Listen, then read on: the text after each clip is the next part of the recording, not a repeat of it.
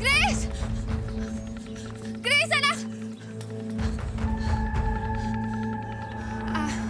Anak, gusto mo magtaguan tayo? Sige, tago-taguan. Pwede naman. Ako nataya, anak, ha? Hindi na po. Kasi hindi niyo naman po makikita si Grace. Ano ibig mong sabihin? Hindi po si Grace.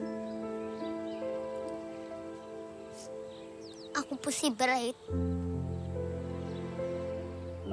Lintik ka, Grace! Lumabas ka dyan! Ikaw, tigil-tigilan mo na yan! Lumabas ka na dyan! Huwag mo antayin uminit ang ulo ko! Umuwi na tayo!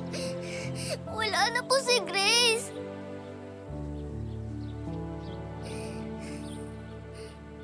Patay na siya. Nasa langit na siya. Nahulog siya sa dagat nung araw na bumabagyo. Tigilan mo yan! Anak kita! Hindi mo ba alam kung gaano nakalaking gulo tong ginagawa mo? Si Mama Ana po ang mama ko. Si Ana? Pagkatapos lahat ng sakripisyo ko para sa'yo? Pagkatapos ng lahat ng sakripisyo ko mula nang mamatay ang tatay mo sa aksidente, yan ang sasabihin mo sa akin? Lumabas ka dyan! Hindi po ba kayo masaya na wala na si Grace? Hindi ba lagi niyo sinasabi mabigat siya? Oo! Pero ano bang ginawa ko?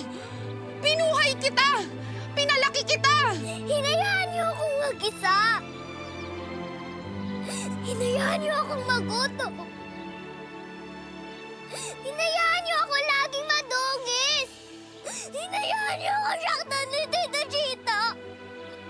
Binabagbog niya po ako eh. So ano?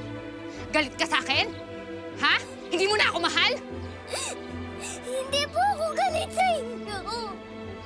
Pero hindi na rin kita mahal. Kasi hindi ko na po kayo mama.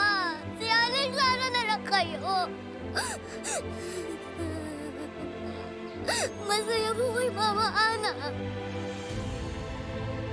Pwede na din po kayong maging masaya.